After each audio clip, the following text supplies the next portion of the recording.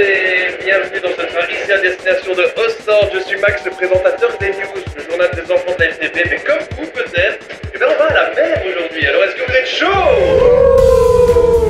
Allez, bon voyage avec nous. Merci beaucoup.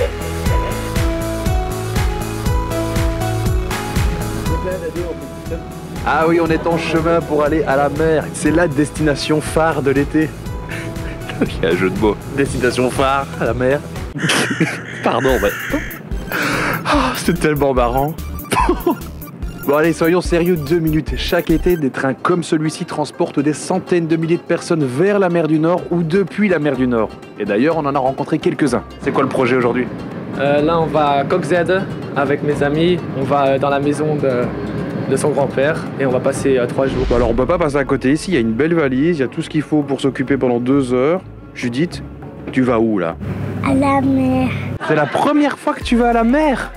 Oui, Et t'es content?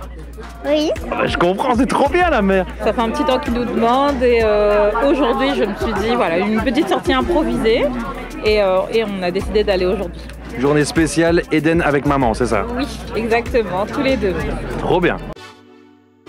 Quand on est belge, le train pour aller à la mer, c'est un peu comme une évidence. Mais bon, vous vous dites peut-être que pour aller ailleurs, c'est plus compliqué. Eh bah pas forcément. Et on a rencontré Benjamin. Il adore le train et il donne plein de conseils sur les réseaux sociaux pour voyager en train partout dans le monde. En fait, le train, ça permet d'aller super loin. Par exemple, dans notre podcast, nous, on a reçu des gens qui sont allés jusqu'en Thaïlande, jusqu'au Japon, aux confins de l'Asie, sans prendre l'avion. Donc, en fait, les possibilités avec le train, elles sont beaucoup plus larges qu'on pense. Alors certains trajets peuvent être longs, les billets coûtent parfois cher, mais le train, c'est plus écologique que l'avion ou la voiture, par exemple. Comme c'est un véhicule qui roule sur des rails, ça supprime beaucoup de force de frottement. Donc c'est moins compliqué, ça demande moins d'énergie à faire avancer la machine. L'autre point qui est important, c'est que cette énergie, c'est soit du kérosène pour les avions, soit de l'essence ou du diesel pour une voiture.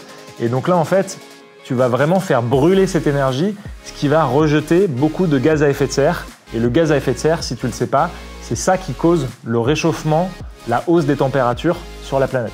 Et ça, c'est que pour la partie écologique, parce que Benjamin, en grand fan de train qu'il est, il voit plein d'autres avantages à ce moyen de transport. Dans un train, tu peux aussi apprécier les paysages, alors que dans un avion, une fois que tu es au-dessus des nuages, c'est joli, mais c'est assez monotone, tu vois que des nuages.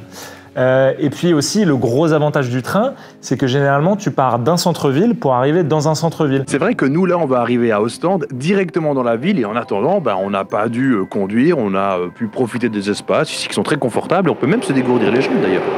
Et voilà, nous sommes bien arrivés à Ostende, nous sommes enfin à destination. Alors la météo est, comment dire, elle est un peu belge, hein, mais bon, c'est pas grave, on va faire avec. Alors ce qui est drôle, c'est que si on regarde une carte, Ostende, ça se trouve pile au milieu de la côte belge, ce qui nous permet de rejoindre en bus ou en tram un peu toutes les stations balnéaires de notre choix. Et d'ailleurs, je sais pas si vous saviez, mais la ligne de tram qui longe toute la côte, eh bien, c'est la plus longue du monde. Il y a 67 arrêts répartis sur 70 km, c'est incroyable.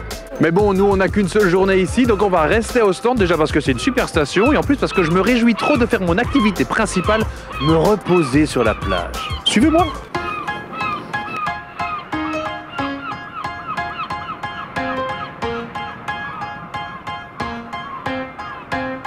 Ah, je suis trop bien là, c'est vraiment mon moment préféré. Non, merci, non. Non, vraiment, j'ai pas besoin de crème solaire. Oh, écoutez, au pire, j'ai un coup de soleil. C'est pas si grave un coup de soleil, Luana. Si? Les coups de soleil peuvent entraîner des brûlures et des cancers de la peau. La crème solaire protège des UV, du soleil et sans cette protection, il y a donc beaucoup de risques. Et puis si vous voulez vous protéger à 100%, le mieux c'est encore de ne pas se mettre au soleil. Restez à l'ombre et portez des vêtements couvrants. 80% des cancers de la peau seraient liés à des expositions excessives et régulières au soleil durant l'enfance. Bon, Luana, tu m'as complètement convaincu. Moi, je mets de la crème solaire. Allez, c'est parti.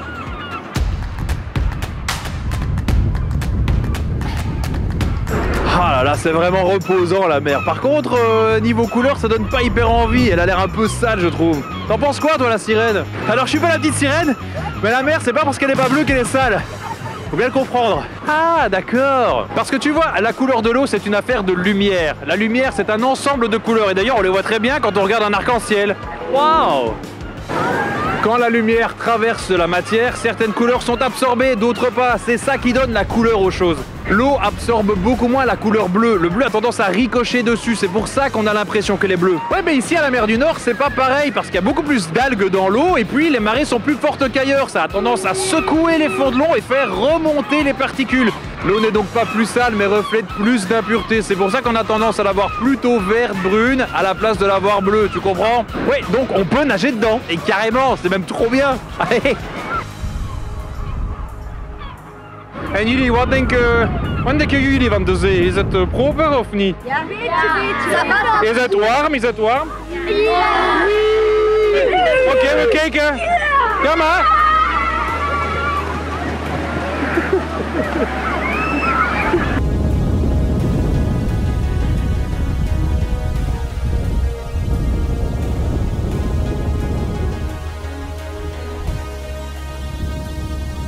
Bon, maintenant qu'on a fini avec la petite sirène, on peut peut-être parler des autres habitants de la mer, les poissons. Et parmi eux, les crevettes. Regardez ça. C'est la crevette typique de la région. On l'appelle la crevette grise. Avec elle, on peut faire plein de cuisines différentes. Et notamment, on peut faire la croquette de crevette, évidemment. Ça, c'est très connu. Et c'est très bon. Et très chaud. Regardez comme c'est beau. Et avec du citron, c'est encore meilleur. Faut vraiment pas s'arrêter d'en manger. Oh bien. Oh, elle est là! Ah, elle est partie. Ouais, parce que je voulais vous dire un autre truc. À Ostende, il n'y a pas que des poissons dans l'eau, il y a aussi des mammifères. Ici, derrière moi, il y a carrément une plage entière qui a été fermée et qui est réservée pour les phoques. Oh là là, mais après la pluie, le vent! Oh. Ah oui, pendant l'épidémie de Covid, vous vous souvenez, on était tous chez nous et à l'époque, les phoques en ont profité pour venir s'installer sur cette plage. Les autorités communales se sont donc dit que ce serait peut-être bien que ce petit groupe puisse vivre à son aise et de fil en aiguille, ils viennent de décider que la plage tout entière resterait fermée rien que pour eux.